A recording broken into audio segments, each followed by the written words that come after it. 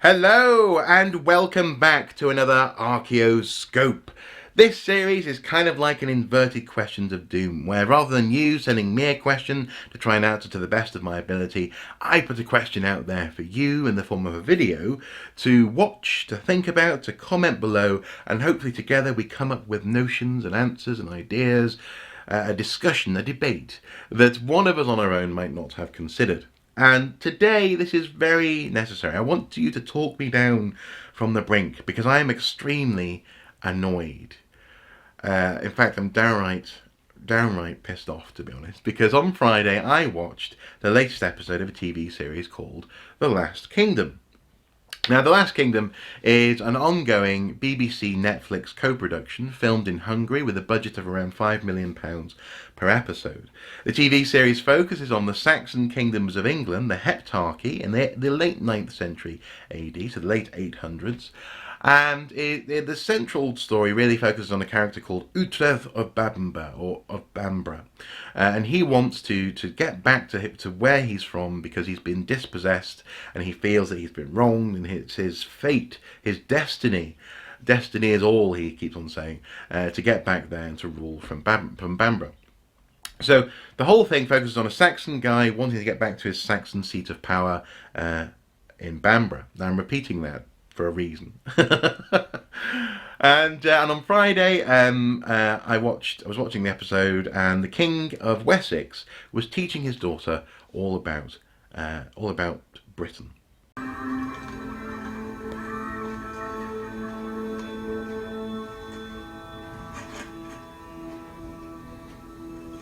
We are Wessex, of course, and to our north lies Mercia, our allies.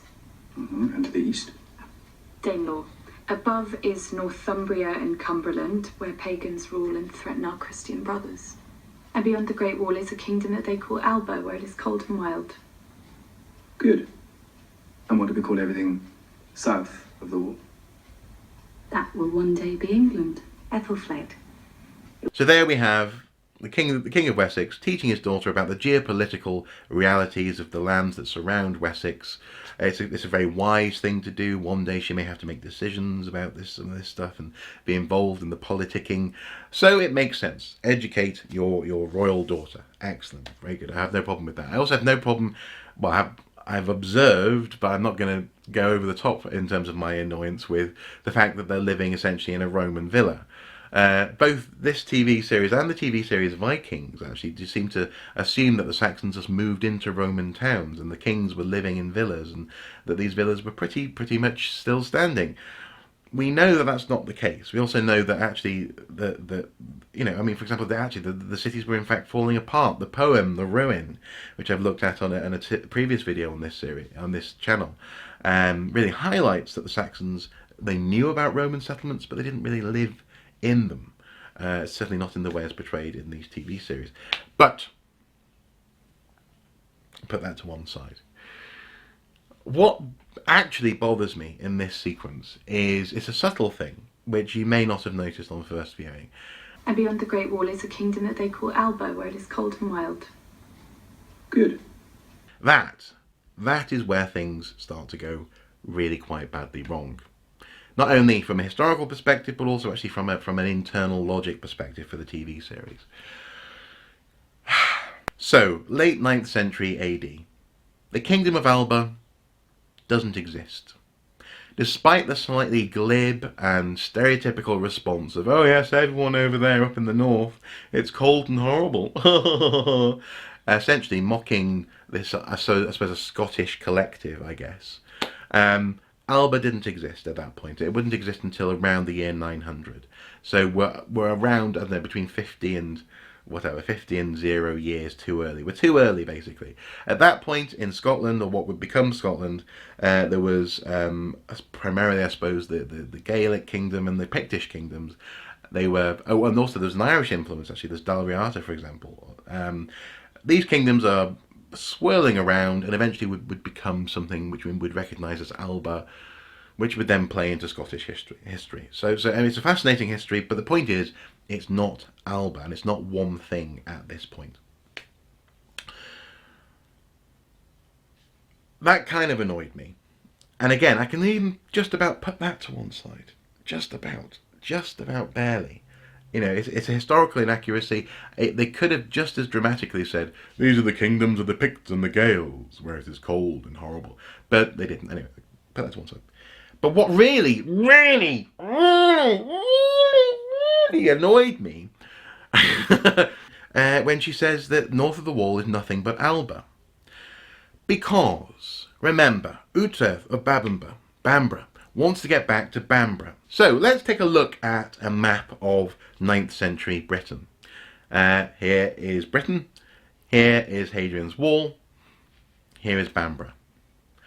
Bamburgh is around, give or take, 50 miles north of Hadrian's Wall. Lindisfarne, where St. Cuthbert himself, who actually turns up in this series, comes from, is around 50 to 60 miles north of Hadrian's Wall. Bamburgh and Lindisfarne have never been in anything other than Saxon land. Now, I'm talking from a Saxon perspective, if you see what I mean.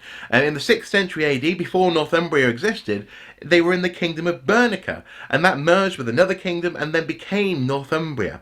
The point is that there's no way on earth a Saxon king worth his salt would just ostensibly give away half of their territory or thereabouts, almost half of their territory, a third of their territory, by saying, oh yes, everything north of the wall is just cold and desolate. It's not. It's Northumbria. But beyond the fact that this is a historical inaccuracy, and beyond the fact that that no Saxon king in his right mind would ever say that.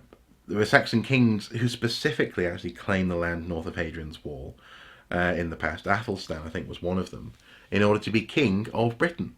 They called themselves Rex Tubri, Rex of King of Britain, because of that. But anyway, beyond the historical inaccuracy and the fact that I could rant about it for days, and the fact that that is slightly hilarious, I suppose, what really upsets me about this is the fact that this actually reinforces and is a symptom of a very modern attitude. It's not a historical attitude, it's a modern attitude. Generously, an attitude that's been around for the last 200 to 150 years, thereabouts. A sort of a Victorian, maybe, view of the Roman world. This idea, essentially, that Britain is fundamentally separated and divided by a physical barrier that has always separated those who are wild from those who are civilized. Those who are in the cold, dark, horrible place from those who live in the serene, civilized bubble that is England, a sort of a Roman gift, a bequeathment to the world. It reinforces the worst of imperial Englishness, if I'm honest, and it reinforces the most destructive of Scottish defiance, if I'm honest. The psychological effect of that barrier and the psychological effect of the idea, more to the point, of that barrier is being felt now stronger than ever. And we're going to be seeing in the next couple of years more and more calls for Scottish independence, and we're going to be seeing more and more friction between London and Edinburgh when they're fighting over whether or not the Scots get to vote on their independence from the UK. Now, personally, I totally understand why they want independence from the UK, why Scotland would want that, and so I've got no problem with the vote at all. But it's the fact that we have these subtle little horseshit platters, to be blunt, being sort of pushed our way through entertainment, through dramas, through comedy, through all manner of, through cartoons and newspapers. That Hadrian's Wall is the barrier. It is the marking point. It is the frontier. When it's not, and it wasn't, and never has been in that sense, a separation between Scotland and England. As I say, Saxon kingdoms exist further north than, and always have existed further north than Hadrian's Wall, and Scotland as an identity and as what it is today, has never been defined by Hadrian's Wall. And so this is I think why I'm so annoyed and why I feel better for having got it off my chest. Is that, yes, okay, I feel I'm aware of this partly because it's a local monument to me. It's not that far off from me, but also I'm aware of it because it's an artifice. It's a total and utter fiction that Hadrian's Wall has anything to do with Scotland and England, and yet it's in this instance being just gently just given to us as a fait accompli. Here you go. This is the case. Even when the TV series in which we're shown this map has a protagonist specifically whose goal it is to get back to Bamburgh, his seat of Saxon power, by definition 50 miles or thereabouts north of Hadrian's Wall. It's just astonishing to me, and I think the reason why it's astonishing is because and maybe this is useful for those people who aren't British and who don't understand this. This case study really reveals a cognitive dissonance that's hard to explain unless you come from Britain, especially unless you're observing the English within Britain. There's something about the way in which England views itself and its place in Britain that is revealed through these issues that I've talked about in this video. They see themselves as the civilizing, unifying force, a fated, destiny-driven country that was always going to exist. And in the TV series, the Saxons are wanting to create England, apparently. And the Victorians certainly thought that, and really since then, England has always been like that. Especially in terms of its relationship to the other countries in Britain. Dragging uncivilized folk along with them into the British Empire, for example. But also, you have this, even within England itself, this duality. That is reflected in the TV series. So in the south, the Saxons live in brick buildings, and they essentially they are hard at work in constructing England. In the north, the Saxons are essentially living under the rule of dirty, muddy Vikings, and all the buildings are made of wood, and it's all just rubbish in the north. And that's actually something which is basically how people view the north of England today. If I'm honest, they do. Now, ironically, this is partly actually because historically the north of England was a different kingdom. I think those attitudes have continued for about 1,000 years in real life, but it's being written into this TV series because it does actually reflect how people view, for example, where I live in North Tyneside, just north of the River Tyne, in the northeast of England. People in the south, for example, my brother, who moved into the south of England, into sort of Hertfordshire, whenever it comes to, say, coming to visit the northeast of England, it's a huge chore. You know, it's like we're going to have to trek to the Arctic, dragging their way up into the wilds of the northeast of England. It's really not like that, and yet that is the way it's seen. And so again, this bothers me because it reinforces so many stereotypes and so much just nonsense. And nonsense which at the moment is particularly dangerous, particularly potent nonsense, because it is in the air.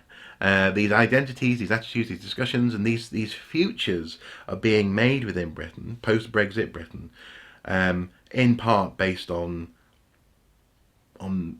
cartoon caricatures.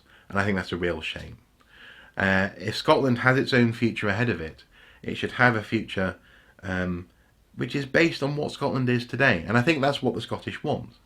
And if England wants to keep hold of the United Kingdom, then they need to stop.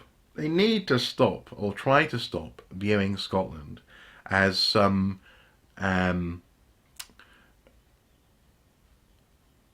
eternal bastion of barbarianism that the English have saved from themselves. But nonetheless, at the very least, the wall marks them as different. There needs to be a change of attitude, and I think the fact that this fictional TV series just so casually throws it out there is a symptom of some serious problems in the way that people in Britain think about each other and their own history. I'm going to leave it there. What do you guys think? Please do comment below. Am I just taking it too seriously? Is this just a drama like Game of Thrones? Especially, for example, when it's invoking real-life people like, for example, St. Cuthbert. There's actually a moment in this TV series where someone's knocked out, presumably with the butt of a knife, some of Cuthbert's teeth, because they want to have them as a relic. Now, I'm really pretty sure you wouldn't do that because Cuthbert, the whole point of Cuthbert, his miracle is that he was uncorrupted. essentially mummified, but the point is he didn't rot away, so you wouldn't want to knock bits off him. I know that people did that with saints eventually, but and other saints whose skeletons were available, but St. Cuthbert, the whole point was that he's a unified whole. Would you really knock his teeth out? I don't know. So yeah, it is a drama, but it's also playing with real history and real life events. And I can't help but think that this license, when applied to pseudo history, actually runs the risk of just doing nothing but reinforce modern worldviews and modern stereotypes. I don't know. What do you think? Comment below. Let me know. Let's hash this out. Try and talk me back from just burning down the house next time I see The Last Kingdom. Obviously, I'm not really going to do that, but it annoyed me. It annoyed me a lot. Anyway, I've got things to do, and hopefully you guys are going to have a great week. Until next time, do take care. Bye bye.